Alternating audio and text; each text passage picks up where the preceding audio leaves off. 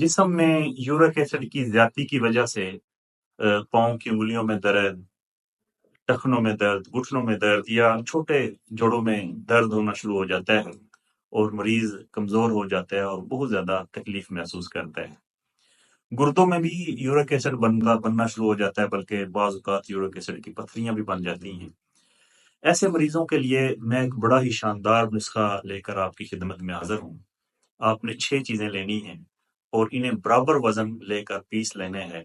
اور یہ اگر کیپسول بھرنا چاہیں تو 1000 mg کا کیپسول صبح و شام استعمال کریں،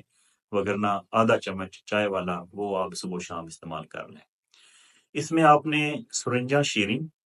سرنجا تلخ، یعنی دونوں سرنجا لینی ہے، میٹھی بھی اور کڑوی بھی، سونڈ، کالی مرچ،